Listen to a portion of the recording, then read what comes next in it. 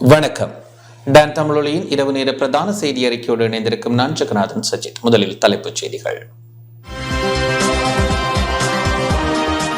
ஜனாதிபதி தலைமையில் அனுராதபுரத்தில் தேசிய புத்தரிசி விழா. அமெரிக்காவின் தேசிய பாதுகாப்பு ஆலோசகர் இலங்கை அரசாங்கத்துடன் கலந்துரையாடல். மன்னார் மருதமடு அன்னையின் யாழ்ப்பாண திருப்பயணம் இன்று ஆரம்பம். அம்பாறை கல்முனை வடக்கு பிரதேச செயலகம் முன்பாக 13வது நாளாக போராட்டம்.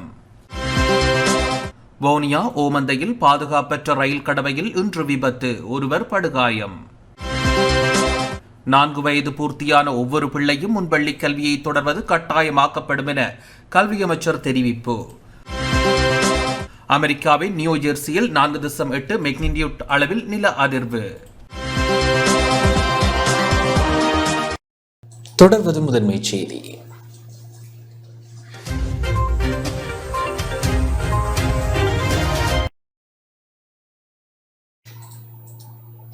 தேசிய புத்தரிசி விழா இன்று ஜனாதிபதி தலைமையில் அனுராதபுரத்தில் இடம்பெற்றது. தேசிய புத்தரிசி விழா ஜனாதிபதி ரணில் விக்ரமசிங்க தலைமையில் இன்று முற்பகல் அனுராதபுரத்தில் வரலாற்று சிறப்புமிக்க ஸ்ரீ மகாபோதிக்கு அருகில் இடம்பெற்றது. பெரும்போகத்தில் அறுவடை செய்யப்பட்ட நெல்லின் முதற் பகுதியை மகாபோதிக்கு காணிக்கையாக செலுத்தும் வருடாந்த புத்தரிசி விழா அடமஸ்தானாதிபதி பல்லேகம ஹேமரத்ன தேரரின் ஆலோசனைக்கு அமைவாக விவசாய அமைச்சு மற்றும் கமநல சேவைகள் திணைக்களத்தினால் 57வது தடவையாக ஏற்பாடு செய்யப்பட்டது. மன்னர் காலத்திலிருந்து இடம்பெற்று வரும் இந்த சம்பிரதாயபூர்வ நிகழ்வுக்கு நாடளாவிய ரீதியில் இருந்து சென்ற விவசாயிகள் விளை நிலங்கள் செழிக்க வேண்டியும் விவசாயத்தில் நாடு தன்னிறைவு அடைந்து வளமான பொருளாதாரம் ஏற்பட வேண்டியும் பிரார்த்தனை செய்தனர். பல்லேகம ஹேமரத்ன நாயக்க தேரர் தங்க பாத்திரத்தில் புத்தரிசியை நிரப்ப ஆரம்பித்ததை தொடர்ந்து ஜனாதிபதி ரணில் விக்ரமசிங்கவும் அதில் பங்கேற்றார். இதன்போது தேசிய புத்தரிசி விழாவின் நினைவு பதிப்பும் ஜனாதிபதியிடம் கையளிக்கப்பட்டது. அனுராதபுரம் மாவட்ட விவசாய அமைப்பின் தலைவர் புஞ்சிரால விவசாயி ஜனாதிபதி ரணில் விக்ரமசிங்கவிடம் விவசாய பிரேரணையை முன்வைத்தார். ஆதிவாசிகளின் தலைவர் வன்னிலே எத்தோ ஜனாதிபதிக்கு தேன் வழங்கினார். இந்த நிகழ்வில் பிரதி சபாநாயகர் அஜித் ராஜபக்ஷ, வடமத்திய மாகாண ஆளுநர் மஹிபால ஹேரத், ராஜாங்க அமைச்சர்களான டிபி ஹேரத், செகான் சேமசிங்க, காதர் மஸ்தான், நாடாளுமன்ற உறுப்பினர்களான SM சந்திரசேன, துமிந்த திசாநாயக்க, இசாக் ரகுமான், வடமத்திய மாகாண சபை முன்னாள் முதலமைச்சர் SM ரஞ்சித், முன்னாள் அமைச்சர் P ஹாரிசன், ஜனாதிபதி தொழிற்சங்க பணிப்பாளர் நாயகம் சமன் ரத்னப்பிரிய உள்ளிட்ட பலர் பங்கேற்றனர்.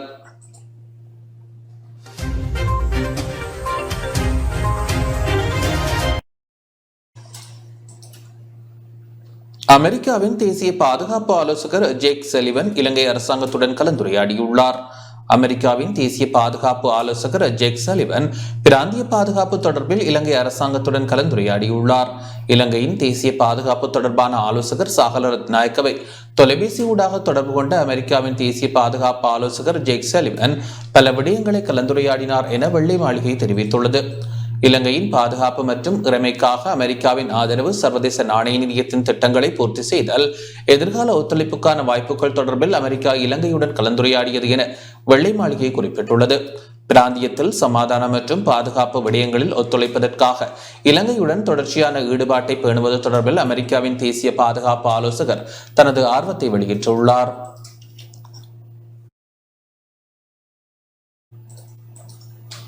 அங்கவீனமுற்ற ராணுவ வீரர்களின் உரிமைகள் குறைக்கப்பட்டுள்ளதாக எதிர்க்கட்சித் தலைவர் சஜித் பிரேமதாச தெரிவித்துள்ளார். அங்கவீனமுற்ற ராணுவ வீரர்களுக்கு தற்போது பாதுகாப்பற்ற சூழல் ஏற்பட்டுள்ளதாக எதிர்க்கட்சித் தலைவர் சஜித் பிரேமதாச தெரிவித்துள்ளார். ஐக்கிய மக்கள் சக்தியின் ராணுவ வீரர்களின் மாத்தளை மாவட்ட மாநாடு இன்று மாத்தளை நகரில் இடம்பெற்றது. இந்நிகழ்வில் கலந்து கொண்டு உரையாற்றும் போதே எதிர்க்கட்சித் தலைவர் இவ்வாறு தெரிவித்தார். அஸ்வினி சமகி ரணவிரு பலவேக சம்மேளனே 2019 ஆண்டு ஜனாதிபதி தேர்தலின் போது கோட்டையில் நடைபெற்ற மாற்றுத்திறனாளிக்கான படைவீரர்களின் போராட்டத்தின் போதும் நானும் அங்கு சென்று படைவீரர்களுக்கு செய்ய வேண்டிய பணிகள் குறித்த விடயங்களை புரிந்து கொண்டேன். மஹிந்த ராஜபக்சவும் கமல் குணவர்த்தனவும் கூட அந்த இடத்திற்கு வருகை தந்தனர். நான் வழங்கிய வாக்குறுதிகளை பொருட்படுத்தாது மஹிந்த ராஜபக்சவும் கமல் குணவர்த்தனவும் சொன்னதையே போராட்டத்தில் ஈடுபட்டவர்கள் ஏற்றுக்கொண்டனர். தற்போது அதன் பெறுபேறுகள் கிடைத்து வருகின்றன. அங்கவீனமுற்ற இராணுவ வீரர்களுக்கு தற்போது பாதுகாப்பற்ற சூழல் ஏற்பட்டுள்ளது. 2022 ஆண்டு நவம்பர் 8ஆம் தேதி வெளியிடப்பட்ட சுற்றறிக்கையின் ஊடாக அங்கவீனமுற்ற இராணுவ வீரர்களின் உரிமைகள் குறைக்கப்பட்டுள்ளது. බහුමික අඛණ්ඩතාවය තහවුරු කරන්නට ඉමහත් ශක්තියක් ලබා பிரித்தானியா தனது பிரஜைகளுக்கு வெளியிட்டிருந்த இலங்கைக்கான பயண ஆலோசனையில் திருத்தம் மேற்கொண்டுள்ளது.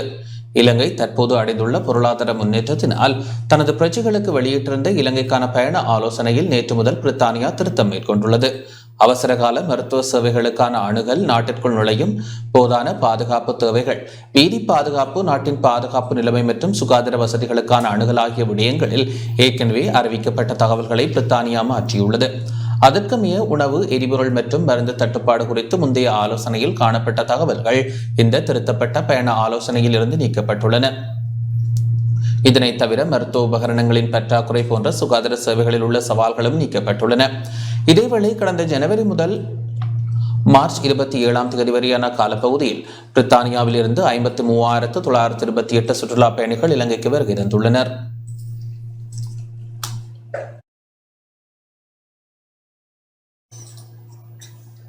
ஸ்ரீலங்கா சுதந்திர கட்சி தலைமையகத்தில் நுழைய தற்காலிக தடை விதிக்கப்பட்டுள்ளது.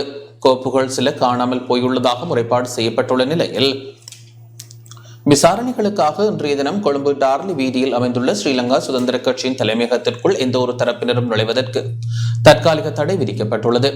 ஆரம்பகட்ட விசாரணைகள் முடியும் வரை சுதந்திர கட்சியின் தலைமையகத்திற்கு செல்வது தடை செய்யப்பட்டுள்ளதாக போலீசார் தெரிவித்தனர். இத்தகைய பின்னணியில் கட்சியின் பதில் பொதுச் செயலாளர் துஷ்மந்த மித்ரபால அமைப்பாளர்களுக்கான அவசர கூட்டத்திற்கு அழைப்பு விடுத்திருந்த நிலையில் குறித்த பகுதிக்கு வருகை தந்த கட்சியின் அமைப்பாளர்களுக்கும் போலீசாருக்கும் இடையில் சிறிய வாய்த்தர்க்கம் ஏற்படும் நிலை உருவாகியிருந்தது. ஆகவே பதில் பொதுச் செயலாளர் குறித்த கூட்டத்தை நடத்த அனுமதி வழங்குமாறு மருதானை போலீஸ் பொறுப்பதிகாரியிடம் கடிதத்தின் ஊடாக கோரிக்கை முன்வைத்தார். இருப்பினும் அனுமதி மறுக்கப்பட்டிருந்த நிலையில் கட்சியின் உறுப்பினர்கள் எதிர்ப்பு நடவடிக்கையில் ஈடுபட்டிருந்தனர். இந்நிலையில் குறித்த இடத்திற்கு சென்ற பதில் பொதுச் செயலாளர் துஷ்மந்த மித்ரபால ஊடகங்களுக்கு இவ்வாறு கருத்து தெரிவித்தார். இந்த விடயத்தை நாம் முழுமையான அரசியல் சூழ்ச்சியாகவே காண்கின்றோம். அரசாங்கத்துடன் இணைந்து அமைச்சு பதவிகளை பெற்றுக் கொண்டுள்ளவர்களின் தேவைப்பாட்டிற்காக ஸ்ரீலங்கா சுதந்திர கட்சியினை காட்டிக் கொடுக்க முடியாது. ஸ்ரீலங்கா சுதந்திர கட்சியின் தலைமையகத்தில் சில கோப்புகள் காணாமல் போயுள்ளதாக ஸ்ரீலங்கா சுதந்திர கட்சியின் பதில் பொதுச் செயலாளர் துஷ்மந்த மித்ரபால நேற்றைய தினம் மருதானை போலீசில் முறைப்பாடு செய்திருந்தார்.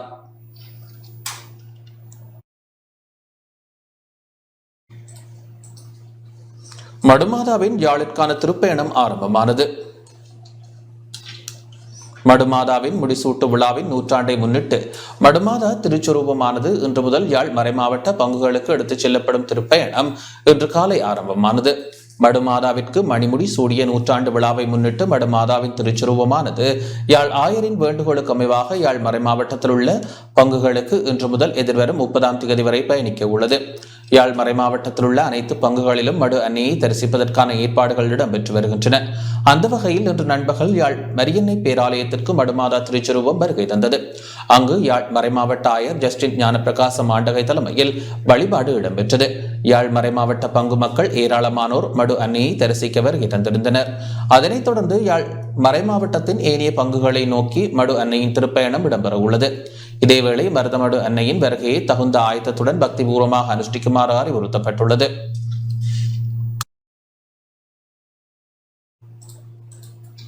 புதுவை பண்பாட்டு பெருவிழா இன்று முல்லைத்தீவில் இடம்பெற்றது. புதுவை பண்பாட்டு பெருவிழா வவுனியா பல்கலைக்கழக சிரேஷ்ட விரிவுரையாளர் ரவீந்திரகுமாரன் தலைமையில் இன்று இடம்பெற்றது. முல்லைத்தீவு மாவட்டத்தில் புதுக்குடியிருப்பு மேம்பாட்டு பேரவை மற்றும் பேரவையின் லண்டன் கிளை இணைந்து ஏற்பாடு செய்த புதுவை பண்பாட்டு பெருவிழா புதுக்குடியிருப்பு மத்திய கல்லூரி பொன்விழா மண்டபத்தில் இடம்பெற்றது. தமிழ் பாரம்பரிய முறையில் விருந்தினர்கள் வரவேற்கப்பட்டு மங்கள விளக்கேற்றப்பட்டு நிகழ்வு ஆரம்பமானது. முதன்மை விருந்தினராக வடக்கு மாகாண ஆளுநர் PSM சார்ல்ஸ் பங்கேற்றார். சிறப்பு விருந்தினர்களாக வன்னி மாவட்ட நாடாளுமன்ற உறுப்பினர்களான சார்ல்ஸ் நிர்மலநாதன் மற்றும் வினோநாகராதலிங்கம், யாழ்ப்பாணம் இந்திய துணை தூதுவர் சாய் முரளி, முல்லைத்தீவு மாவட்ட செயலாளர் உமா மகேஸ்வரன், முல்லைத்தீவு மாவட்ட முன்னாள் மாவட்ட செயலாளரும் வடக்கு மாகாண பொதுச்சேவை ஆணைக்குழு தலைவருமான வேதநாயகம் ஆகியோர் பங்கேற்றனர். கௌரவ விருந்தினர்களாக முல்லைத்தீவு மாவட்ட நிர்வாக பகுதிக்கான மேலதிக மாவட்ட செயலாளர் C குணபாலன், வன்னி மாவட்ட முன்னாள் நாடாளுமன்ற உறுப்பினர் C சிவமோகன் ஆகியோரும் பங்கேற்றனர். இதன்போது புதுவை 2024 நூல் வெளியீட்டு விழாவும் சமூக சேவையாளர் கௌரவிப்பும் புதுக்குடியிருப்பு பிரதேசத்தில் நடத்தப்பட்ட போட்டிகளில் வெற்றியீட்டியவர்களுக்கான கௌரவிப்பு நிகழ்வும் கலை நிகழ்வுகளும் இடம்பெற்றன. இந்த நிகழ்வில் புதுக்குடியிருப்பு மேம்பாட்டு பேரவை உறுப்பினர்கள், கலைஞர்கள், பொதுமக்கள் பங்கேற்றனர். அத்துடன் புதுக்குடியிருப்பு பிரதேசத்தில் உள்ள சுயதொழில் உற்பத்தியாளர்களது கண்காட்சியும் இன்று இடம்பெற்றது. இந்த கண்காட்சி கூடத்தை யாழ்ப்பாண மாவட்ட செயலக மேலதிக மாவட்ட செயலாளர் பிரதீபன் திறந்து வைத்தார். இந்த வடமாகாண சபையிலே பொது போக்குவரத்து வசதி குறைந்த ஒரு இடமாக முல்லைத்தீவு மாவட்டம் இருக்கின்றபடியால் இந்த மாவட்டத்திற்கு அரசு சேவைக்கு வருவதற்கு அரசு உத்தியோகர்கள் பயணம் என்ற ஒரு நிலையையும் இங்கு வருகின்றவர்கள் இடமாற்றத்திற்காக போராடுகின்ற ஒரு நிலைமையும் தொடர்படியாக இருக்கின்றது. எனவே இந்த திட்டங்களை தீர்ப்பதற்காக இடமாற்ற கொள்கையை நாங்கள் வகுத்திருக்கிறோம். அந்த இடமாற்ற கொள்கையின் அடிப்படையில் தான் தற்போது இடமாற்றங்கள் மேற்கொள்ளப்படுகின்றது.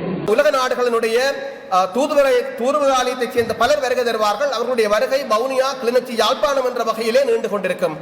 ஆனால் முல்லைத்தீவை நோக்கி அவர்களுடைய பார்வை என்பது, முல்லைத்தீவு மாவட்டத்தை நோக்கிய பார்வை என்பது குறைவாகவே இருக்கு. தொடர்ந்து வரும் காலகட்டங்களிலே எங்களுடைய மக்களும் எங்களுடைய மண்ணும் படுகின்ற வேதனைகளை வெளியாருக்கு நாங்கள் வெளிப்படுத்த வேண்டும், உலகறிய செய்ய வேண்டும்.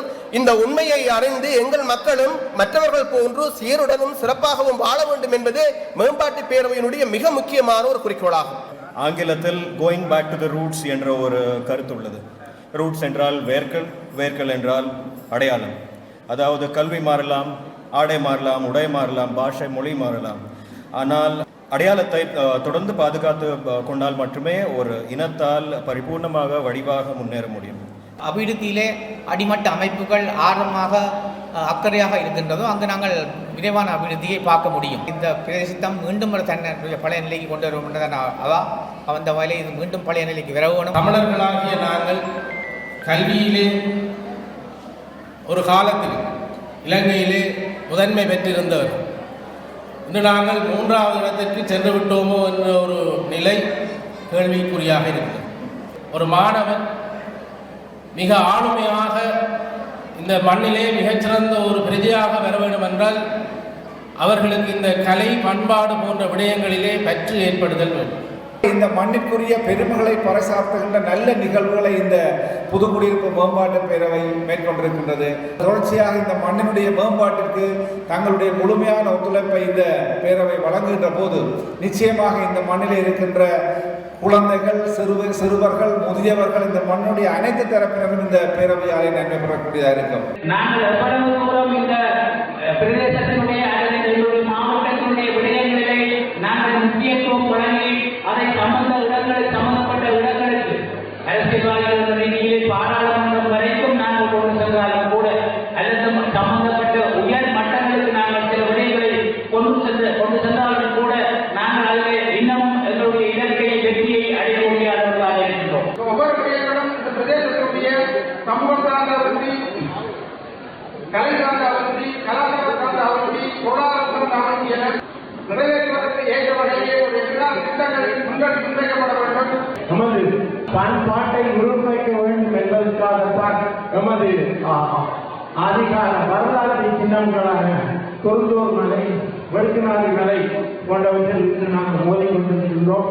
நேரடியாக இராணுவமும் அவர்களுடன் சேர்ந்து போலீசாரும் அவர்களுடன் சேர்ந்து திணைக்களங்களுடன் சேர்ந்து நமது வரலாறுகளை அழிக்க முற்பட்டுக் கொண்டிருக்கின்றன. எனவே அதற்காக இந்த வழி மாவட்டத்தில் நாங்கள் போராடி கொண்டிருக்கின்றோம் என்பதுதான் உண்மை. எனவே நாங்கள் நமது பண்பாடுகளை காப்பதற்காக நாங்கள் எதை வேண்டுமானும் செய்ய வேண்டும். அம்பாறை கல்முனை வடக்கு பிரதேச செயலகம் முன்பாக 13வது நாளாக இன்று போராட்டம் முன்னெடுக்கப்பட்டு வருகின்றது. அம்பாறை கல்முனை வடக்கு பிரதேச செயலகத்தின் மீதான தொடர்ச்சியான நிர்வாக அடக்குமுறைகளுக்கு எதிராக 13வது நாளாக இன்று கவனஈர்ப்பு பேரணியுடன் போராட்டம் முன்னெடுக்கப்பட்டுள்ளது. குறித்த போராட்டமானது பல்வேறு வடிவங்களில் தீர்வினை வலியுறுத்தி பொதுமக்களால் பல்வேறு சுலோகங்களை முன்வைத்து இடம்பெற்று வருகின்றது. கடந்த 30 வருடங்களுக்கு மேலாக கல்முனை வடக்கு பிரதேச செயலகத்திற்கு எதிராக இடம்பெற்று வரும் சூழ்ச்சிகளையும் நிர்வாக அடக்குமுறைகளையும் கண்டித்து போராட்டம் முன்னெடுக்கப்படுகின்றது. திட்டமிடப்பட்டு பிரதேச செயலக உரிமைகளை ஒடுக்கும் நிர்வாக அடக்குமுறைகளை இனியும் பொறுத்துக் கொண்டு இருக்க முடியாது. அரசாங்கம் இனியும் வாக்குறுதிகளை வழங்கி காலத்தை இழுத்தடிக்காது உடன் தீர்வை தரும் வரை தமது அமைதி போராட்டம் தொடரும் என மக்கள் தெரிவித்தனர். கிளிநொச்சி மத்திய கல்லூரி விளையாட்டு மைதானத்தில் கண்ணிவெடி அகற்றல் தொடர்பில் இன்று விசேட நிகழ்வு இடம்பெற்றது. கண்ணிவெடி அகற்றும் நடவடிக்கை தொடர்பான விழிப்புணர்வுக்கான சர்வதேச தினத்தையொட்டி கிளிநொச்சி மத்திய கல்லூரி விளையாட்டு மைதானத்தில் இன்று விசேட நிகழ்வும் கிரிக்கெட் போட்டியும் ஏற்பாடு செய்யப்பட்டிருந்தது. நிகழ்வில் அமைச்சர்களான பிரசன்ன ரணதுங்க, டக்ளஸ் தேவானந்தா மற்றும் வடக்கு மாகாண ஆளுநர் PSM சார்ல்ஸ் கலந்து கொண்டிருந்தனர். பூநகரி மற்றும் முகமாலை பகுதிகளில் அதிகளவு கண்ணிவெடி அகற்றும் பணிகள் மேற்கொள்ளப்பட வேண்டியுள்ளதாக ஆளுநர் இதன்போது தெரிவித்தார். மீள்குடியேற்ற செயற்பாடுகளை நிறைவு செய்ய கண்ணிவெடி அகற்றும் பணிகளில் ஈடுபட்டுள்ளவர்களின் ஒத்துழைப்பு மிக அவசியம் என ஆளுநர் குறிப்பிட்டார். இதேவேளை நில கண்ணிவெடி அகற்றும் நடவடிக்கை அத்துடன் இந்த வருட இறுதிக்குள் கண்ணிவெடி அகற்றும் பணிகள் நிறைவடையும் என வடக்கு மாகாண ஆளுநர் தெரிவித்தார். இலங்கையில் பெண்கள் முதலாக கண்ணிவெடி அகற்றும் செயற்பாடுகளை நினைவுபடுத்திய ஆளுநர் இந்த செயற்பாடுகளில் ஈடுபட்டுள்ள பெண்களுக்கு தனது நன்றிகளையும் பாராட்டுதல்களையும் தெரிவித்தார்.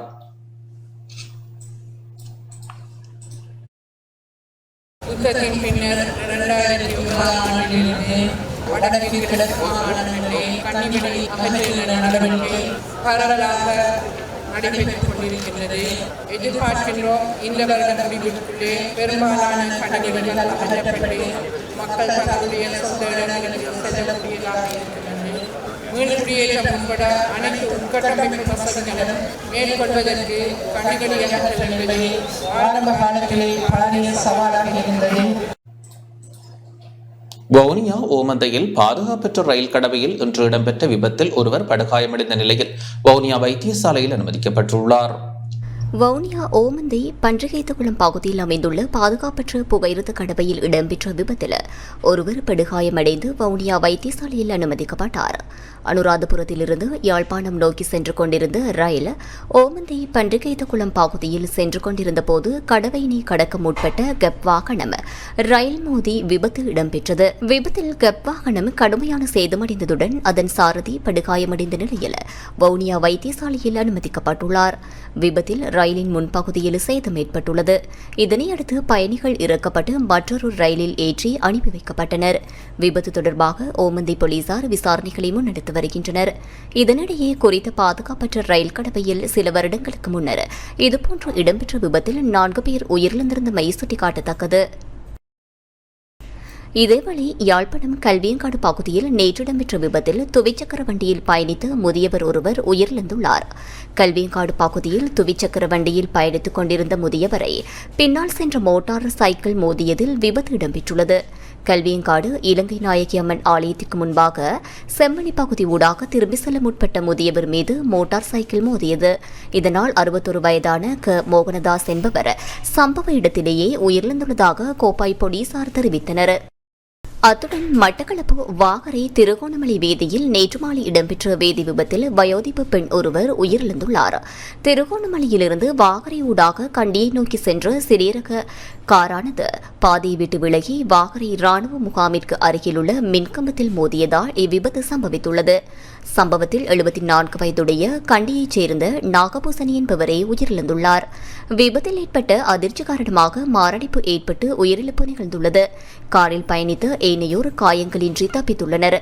ஐரோப்பிய நாடொன்றிலிருந்து சுற்றுலாவிற்காக வந்த தாய், மகள் மற்றும் சிறுவன் உட்பட குடும்ப உறுப்பினர்களே விபத்தினை எதிர்நோக்கியுள்ளனர். உயிரிழந்தவரின் சடலம் வாகரை வைத்தியசாலையில் வைக்கப்பட்டுள்ளது. இலங்கை அரசாங்கம் கடன்களை மீள செலுத்துவதை 2028ஆம் ஆண்டு வரை இடைநிறுத்துவது தொடர்பில் பேச்சுவார்த்தைகளில் ஈடுபட்டுள்ளதாக நிக்கே ஏஷியா தெரிவித்துள்ளது. இலங்கை அரசாங்கம் கடன்களை மீள் செலுத்துவதை எதிர்வரும் 2028ஆம் ஆண்டு வரை இடைநிறுத்துவது தொடர்பில் இலங்கைக்கு கடன் வழங்கிய நாடுகள் இறுதிக்கட்ட பேச்சுவார்த்தைகளில் ஈடுபட்டுள்ளதாக நிக்கே ஏஷியா தெரிவித்துள்ளது. இலங்கையில் சீனாவின் செல்வாக்கு அதிகரிப்பதை தடுப்பதற்காக ஜப்பான் உட்பட பல நாடுகள் முயற்சிகளை மேற்கொண்டுள்ள நிலையில் இந்த பேச்சுவார்த்தைகள் இடம்பெறுவதாக நிக்கே ஏஷியா குறிப்பிட்டுள்ளது. இந்த நிலையில் கடன் வழங்கிய நாடுகளுடன் பேச்சுவார்த்தைகள் முடிவடைந்து விட்டன எனவும் அடுத்த சில வாரங்களில் முழுமையான அறிவிப்பு வெளியாகும் எனவும் இலங்கையின் தேசிய பாதுகாப்பு தொடர்பான ஆலோசகர் சஹல ரத்நாயக்க தெரிவித்துள்ளார். சீனாவுடனான கடன் மறுசீரமைப்பு ஏனைய நாடுகளுடனான கடன் மறுசீரமைப்பை ஒத்ததாகவே காணப்படும் எனவும் அனைவரும் சமமாக நடத்தப்படுவார்கள் எனவும் சஹல ரத்நாயக்க குறிப்பிட்டுள்ளார்.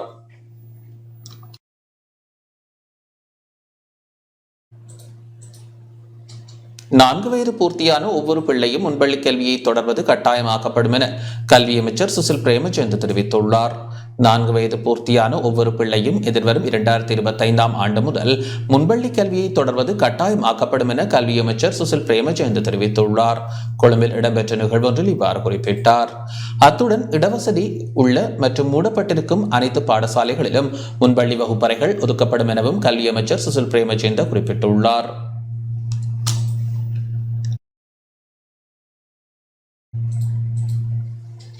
இலங்கையில் 57 லட்சத்திற்கும் அதிகமானோர் வறுமையால் பாதிக்கப்பட்டுள்ளனர். இலங்கையில் சுமார் 57,17,000 பேர் வறுமையால் பாதிக்கப்பட்டுள்ளதாக உலக வங்கியினால் வெளியிடப்பட்டுள்ள சமீபத்திய அறிக்கையில் தெரிவிக்கப்பட்டுள்ளதாக பேராதனை பல்கலைக்கழகத்தின் பொருளாதார மற்றும் புள்ளி விவரவியல் திணைக்களத்தின் பேராசிரியர் வசந்த அத்துக்கோரள தெரிவித்துள்ளார். அதிக பணவீக்கம், வாழ்க்கை செலவு அதிகரிப்பு, வேலை இழப்பு மற்றும் வருமான வீழ்ச்சி போன்ற காரணங்களாலேயே மக்கள் வறுமை நிலையை அடைந்துள்ளதாக உலக வங்கி குறிப்பிட்டுள்ளதாக அவர் மேலும் தெரிவித்தார். இதற்கிடையில் வறுமையில் வாடும் மக்களின் எண்ணிக்கை இந்த ஆண்டு 2 லட்சமாகவும் அடுத்த ஆண்டு 3 லட்சமாகவும் குறையும் என்று வங்கி கணித்துள்ளது. இலங்கையின் அபிவிருத்தி முன்னேற்றம் தொடர்பாக உலக வங்கி வெளியிட்டுள்ள சமீபத்திய அறிக்கையில் இந்த தகவல் குறிப்பிடப்பட்டுள்ளது.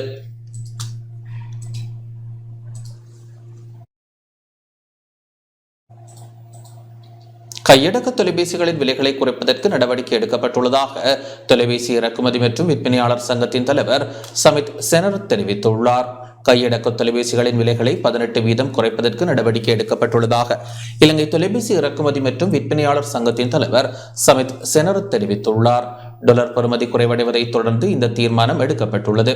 சுமார் 10,000 ரூபாவுக்கு விற்பனை செய்யப்பட்ட சாதாரண கையடக்க தொலைபேசிகள் 7,000 ரூபாவுக்கு விற்பனை செய்யப்பட உள்ளது என தொலைபேசி இறக்குமதி மற்றும் விற்பனையாளர் சங்கத்தின் தலைவர் சமித் செனரத் குறிப்பிட்டுள்ளார்.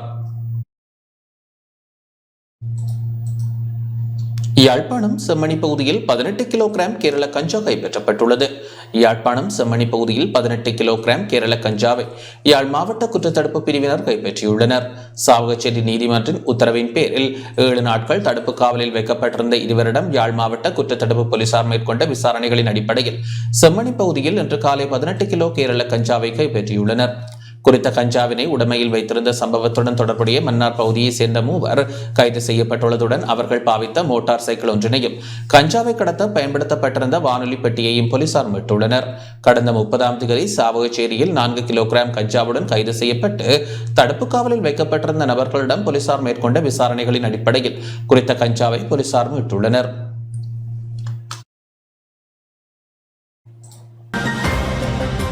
செய்திகள் தொடர்கின்றன.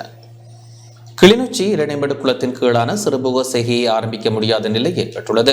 கிளிநொச்சி இரணைமடு குளத்தின் கீழ் 2024ஆம் ஆண்டுக்கான சிறுபுக செய்கைக்கான இறுதி தீர்மானம் பொதுச்சபையில் உரிய முறைப்படி நிறைவேற்றப்படாத நிலையில் செய்கை நடவடிக்கைகளை ஆரம்பிக்க முடியாத நிலை ஏற்பட்டுள்ளது. இரணைமடு குளத்தின் தற்போதைய நீர்மட்டம் 35 அடிக்கு மேலாக காணப்படும் போதும் சிறுபோக பயிற்சிகைக்கான கூட்ட தீர்மானம் பொதுச்சபையில் நிறைவேற்றப்படாத நிலை காணப்படுகின்றது. பயிற்சிகை தொடர்பில் இறுதி தீர்மானம் எடுப்பது தொடர்பான கலந்துரையாடல் கடந்த 3ஆம் தேதி கிளிநொச்சி மாவட்ட மேலதிக அரசாங்க அதிபர் தலைமையில் 100க்கும் மேற்பட்ட விவசாயிகளின் பங்கு பெற்றுதலுடன் இடம்பெற்றது. அதில் எடுக்கப்பட்ட தீர்மானங்களில் திருப்தி இல்லை என தெரிவித்து விவசாயிகள் வெளிநடப்பு செய்ததால் அந்த தீர்மானங்களும் பொதுச்சபையில் நிறைவேற்றப்படாத கூட்டம் குழப்பத்தில் முடிவடைந்தது. கடந்த மார்ச் மாதம் 15ஆம் தேதி மாவட்ட கமநல அபிவிருத்தி திணைக்களத்தில் இடம்பெற்ற ஆலோசனை கூட்டத்தின் போது அரசியல் கட்சியை சேர்ந்த ஒருவரால் குழப்பம் விளைவிக்கப்பட்டு குறித்த கூட்டம் இடைநிறுத்தப்பட்டது. அதேபோன்று தொடர்ந்து மார்ச் மாதம் 22ஆம் தேதி நடைபெற்ற ஆலோசனை கூட்டமும் எவ்வித முடிவுகளும் எடுக்கப்படாத குழப்பத்தில் முடிவடைந்தது. இதனால் இரணைமடு குளத்தின் கீழ் விவசாயத்தை நம்பி வாழும் 700க்கும் மேற்பட்ட குடும்பங்கள் பாதிக்கப்பட்டுள்ளதாக தெரிவிக்கப்படுகின்றது.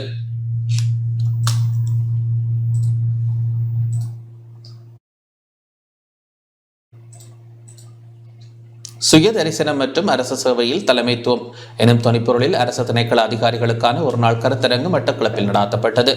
சுய தரிசனம் மற்றும் அரசு சேவையில் தலைமைத்துவம் எனும் தலைப்பின் கீழ் அரசு திணைக்கள அதிகாரிகளுக்கான ஒரு நாள் கருத்தரங்கு இன்று மட்டக்களப்பு பிராந்திய சுகாதார சேவைகள் பணிப்பாளர் பணிமனையில் இடம்பெற்றது.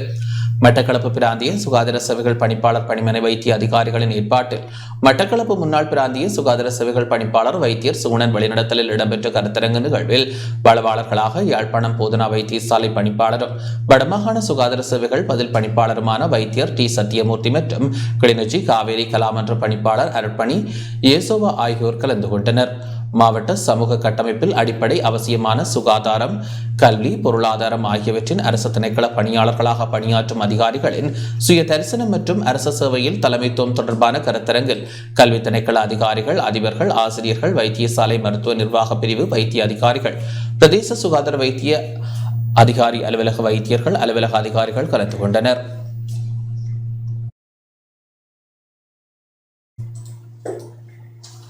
பாரத்லங்கா வீட்டு திட்டத்தின் மீள் பரிசோதனையை விரைவில் செய்ய வேண்டும் என மலையக தொழிலாளர் முன்னணியின் பதில் பொதுச் செயலாளர் புஷ்பா விஸ்வநாதன் தெரிவித்துள்ளார்.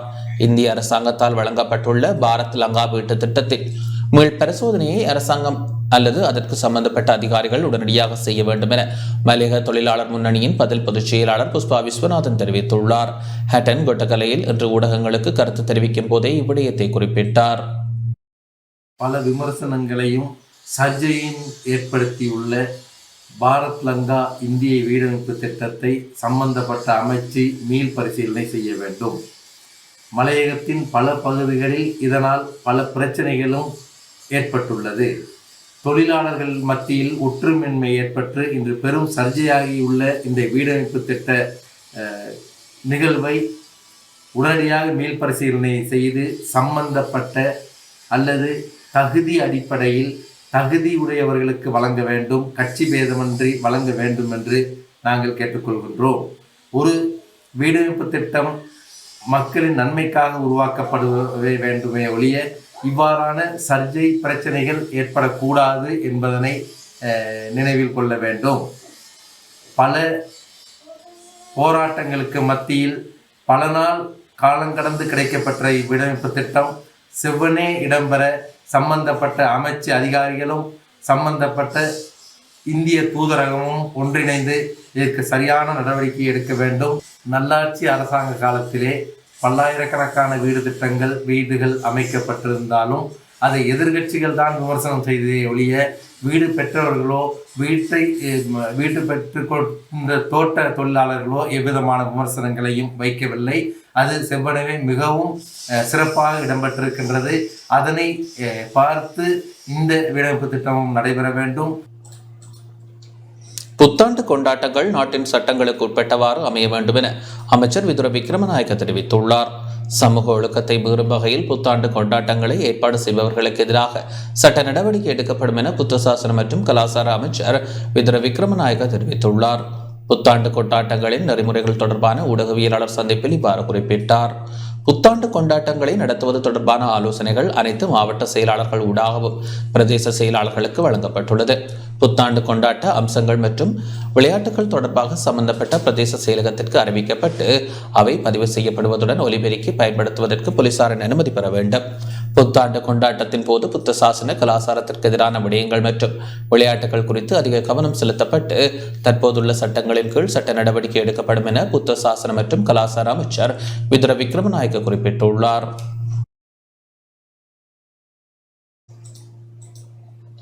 ரயில் பயணங்களுக்கு டிக்கெட் முறைமையை அறிமுகப்படுத்த ரயில்வே திணைக்களம் திட்டமிட்டுள்ளது. இவ்வருட இறுதிக்குள் ரயில் பயணங்களுக்கு டிக்கெட் முறைமையை அறிமுகப்படுத்த ரயில்வே திணைக்களம் திட்டமிட்டுள்ளதாக ரயில்வே பொதுச் செயலாளர் HMKW பண்டார தெரிவித்துள்ளார். $19 மில்லியன் செலவில் ஆசிய அபிவிருத்தி வங்கியின் திட்டமாக இது நடைமுறைப்படுத்தப்பட உள்ளதாகவும் அவர் தெரிவித்தார்.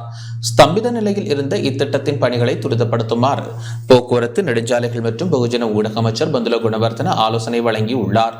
அதற்கமைய திட்டப் பணிகள் துரிதப்படுத்தப்பட்டுள்ளன. முதற்கட்ட நடவடிக்கையாக அடுத்த 5 மாதங்களுக்குள் ரயில் டிக்கெட்டுகளுக்கு QR குறியீட்டை அறிமுகப்படுத்த திட்டமிட்டுள்ளமையும் குறிப்பிடத்தக்கது.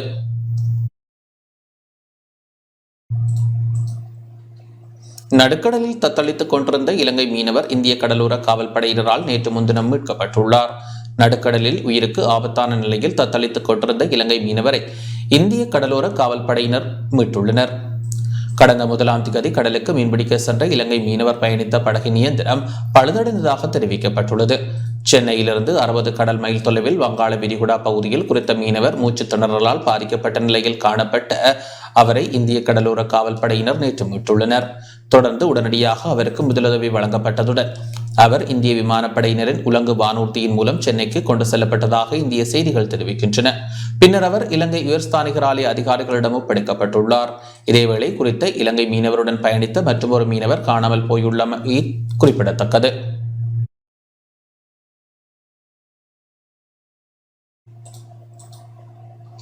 யாழ்ப்பாணம் நெல்லை ஆதீனத்தில் பட்டிமன்ற பயிலரங்கம் இன்று காலை இடம்பெற்றது. யாழ்ப்பாணம் நெல்லை ஆதீனத்தில் தமிழகத்தின் முன்னணி பேச்சாளர் இலக்கிய சுடர் த. ராமலிங்கம் பலவாளராக கலந்து கொண்ட பட்டிமன்ற பயிலரங்கம் இன்று காலை இடம்பெற்றது.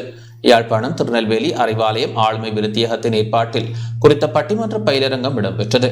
திருநெல்வேலி அறிவாலயம் ஆளுமை விருத்தியகத்தின் இயக்குநரின் தலைமையில் நெல்லை ஆதீன மண்டபத்தில் நிகழ்வு இடம்பெற்றது. இதன்போது பட்டிமன்றத்தில் எவ்வாறு பேசுவது என்பது தொடர்பில் பயிற்சி வழங்கப்பட்டதுடன் பயிற்சி பெற்றவர்களுக்கு இலக்கிய சுடர் ராமலிங்கம் நினைவு பரிசு ஒன்றையும் வழங்கி வைத்தார்.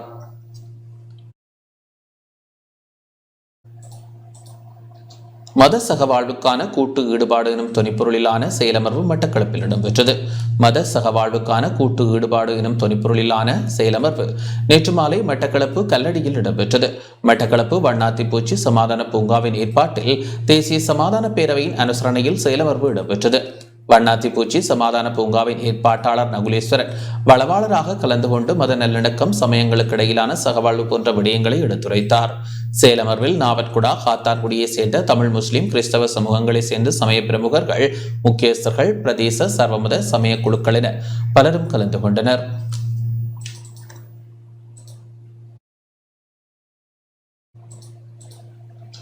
நெல் கொள்முதல் முன்னேற்றம் தொடர்பில் ஆராயப்பட்டுள்ளது. நெல் சந்தைப்படுத்தல் சபை ஊடாக கடந்த 4ஆம் தேதி வரை 40 லட்சம் கிலோகிராம் நெல்லை கொள்வனவு செய்ய முடிந்துள்ளதாக நெல் சந்தைப்படுத்தல் சபையின் தலைவர் சட்டத்தரணி புத்திக்க இத்தமல் கூட தெரிவித்துள்ளார். நெல் கொள்முதல் மீதான முன்னேற்றத்தை ஆராயும் விசேட கூட்டம் நேற்று மாலை விவசாயத்துறை அமைச்சில் இடம்பெற்றது. விவசாயத்துறை அமைச்சர் மஹிந்த அமரவீர தலைமையில் இடம்பெற்ற இந்த கலந்துரையாடலில் தமிழ் சிங்கள புத்தாண்டு காலத்திலான அரிசி கொள்வனவு தொடர்பான விடயங்கள் குறித்து அமைச்சர் நெல் சந்தைப்படுத்தல் சபையின் தலைவரிடம் நீண்ட கலந்துரையாடலில் ஈடுபட்டார். அதற்கமைய 40 லட்சம் கிலோகிராம் நெல் கொள்வனவு செய்யப்பட்டுள்ளது.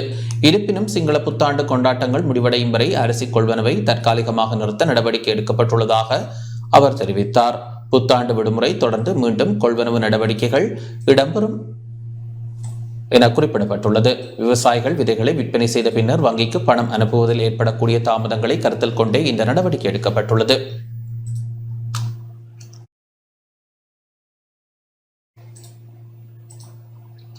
வைத்தியர் சமல் சஞ்சீவவை மீண்டும் சேவைக்கு உள்வாங்குமாறு சுகாதார அமைச்சுக்கு பரிந்துரைக்கப்பட்டுள்ளது. பணி இடைநீக்கம் செய்யப்பட்டுள்ள வைத்தியர் சமல் சஞ்சீவவை மீண்டும் சேவைக்கு உள்வாங்குமாறு அரசு சேவைகள் ஆணைக்குழு சுகாதார அமைச்சுக்கு பரிந்துரைத்துள்ளது. ஹம்பாந்தோட்டை சூரிய வெவ பகுதியில் சிறுவர்களிடையே ஊட்டச்சத்து குறைபாடு காணப்படுவதாக அவரால் சர்ச்சையான கருத்தொன்று முன்வைக்கப்பட்டது. இதனை அடுத்து அவரை பணி இடைநீக்கம் செய்வதற்கு சுகாதார அதிகாரிகள் நடவடிக்கை எடுத்திருந்தனர். எவ்வாறாயினும் இதற்கு எதிராக உயர்நீதிமன்றில் அடிப்படை உரிமை மனு ஒன்றை தாக்கல் செய்த வைத்தியர் சமல் சஞ்சீவ தமக்கு 10 மில்லியன் ரூபாய் நட்டஈடு வழங்கப்பட வேண்டும் என கோரியிருந்தார். இந்த விடயம் தொடர்பில் நாடாளுமன்ற பொது மனுக்கள் பற்றிய குழுவிலும் மனு ஒன்று தாக்கல் செய்யப்பட்டிருந்தது. இந்த நிலையில் வைத்தியர் சமல் சஞ்சீவவை மீண்டும் சேவைக்கு உள்வாங்குமாறு அரசு சேவைகள் ஆணைக்குழு சுகாதார அமைச்சுக்கு பரிந்துரைத்துள்ளது.